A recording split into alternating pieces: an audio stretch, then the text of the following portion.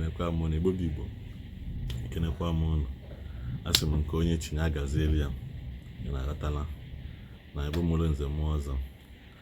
Asị m ka m bịa na onwere okwu dị mkpa ji wee bịa maka ndị na-asị m go microphone.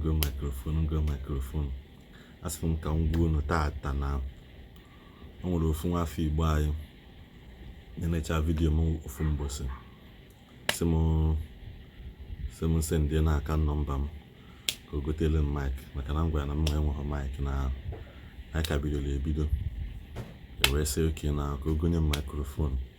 Mmadụkwa na egwuregwu ka oyi ego na egwu mụnwakwu wee gwanụ ya sị na akaụntụ nọmba m gotelu m. Ọjụcha m ego na-ele ya na comment section na YouTube aya adịnyawo ihe mere oluho na ihe mere abalị 3 maọbụ 4 site na taata ya ihe ọrụ ka omega abalị 3 kịta ma 4 mgbakwa nkịtị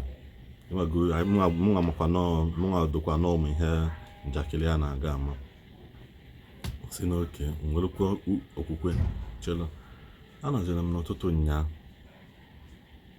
ekwe mbe ha wee nene n'anya wefu na onye Igbo anyị kwadoro m sị m na nenga jegolo microphone ka onu m wee na-apụta ọfụma. Igbo bụ Igbo, asị m ka nkenesi ọnụ biko n'ododo. Amaghị m onye Igbo, amaghị m na Igbo nwoke, amaghị m na Igbo nwaanyị. Achọkwana m gị ka inye m akara ekwentị ka m kpọọ gị kenene gị sịkwa gị na ihe i mere dị m mma.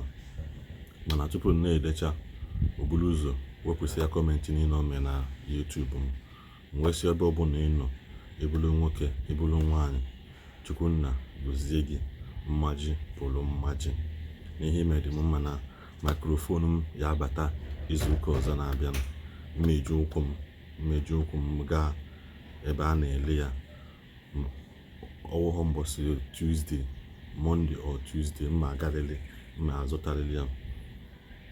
Biko asị m ka m nwere ohere a kelee gị ọfụma maka na ya wụ ihe ego inyere m karịrị ego m gwara gaa na-ele ya. Mana esi ka m nwere ndị nke ọzọ wee tii n'akpa m egosikwa gị ihe nji ego nke ọzọ fọ ọnụ wee mee mgbe m gotechara microphone maka ndị aka m meji ụkwụ m aga Ikeja. Nyanwa m nji wee sị oke ndị Igbo enwere egwu na egwu kịta egwu Anyidons onye Ịchaka pụtara ọfụ na egwu kịta ma achọkwa unu jee gee nya bụ egwu maka mgbe ị ga-anụ abata anyịnya echegide eme ha chegide ha esi ka onye Chukwunna metụrụ aka n'obi ka wee mere m ihe ịmaha onye mbụ sọsọ niile na vidiyo m ọ dịghị mmesi m ji egolo m anya sị gị na ya enweghị ego ya iji wee fụ na ya nwekwu ha ego ya maka na aka na-ebido aka nọgoro n'ofu ọbịa m ka m ji eme nyawụ vidiyo ịghọtago. Mana nke ha bụ ya yi okwu ekịta ya bụ mbọsị mgbe m goteziri dị microphone bịazie anyị kwụzie ya ọfụma gosikwana gị ihe nji ego gị wee megasị maka ego inye m bụ ego eji ego microphone ahụ ịbụa ka inyere m.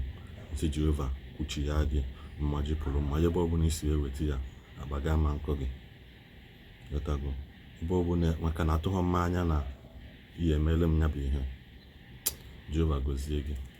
Biko nwee were ohere a wee na-asị unu jee gee egwu Anyidons onye Ịchaka ọ kpọrọ ya bụ egwu Igbo Bu Ofu. Eziokwu Igbo Bu Ofu ọsị si gbaala ndị Ntisa ọsọ jee gee ya bụ egwu dị egwu atọ ka anyị ga-egide eme egwu a n'abalị nnyaa nsị mba Anyidons onye Ịchaka na ịkụkalị ya na egwu a metụta m. Egwu ahụ sokwa wee gosikwa m Igbo Bu Ofu maka na onye nna m ahụ nyere m aka. Afụnụbeghị m gị, afụnụbeghị m amaghị m na Igbo nwoke, amaghị m na Igbo ebe ụlọ ka m jọba, amaghị m na onye ọ bụ nwoke, amaghị m na ọ bụ nwaanyị. Mana afọ o ji sendịrị m akaụntụ a bụ afa nwoke nyetago. Mana ịmago ụfọdụ ụmụ nwaanyị wee nwekwa ike were afa di ha ọ were afa nwoke. Ịmago nyabụ ihe ụfọdụ ụmụ nwaanyị na-azacha afa nwoke nyetago. Nsị oke Jehova kwuchi ya agụ mmaji pụrụ mmaji. Nwanne m nwoke, nwanne m nwaanyị, ihe ọbụla ị na-eme gbado anya na ya ka ọ dị mbọsị ngotezielu microphone unu anụzi unu anyị ọfụma unu ama na ọnụ ma na voice ma bụ voice ọgaranya na ego abịabịa mana ego na-abịa kenekwa m unu.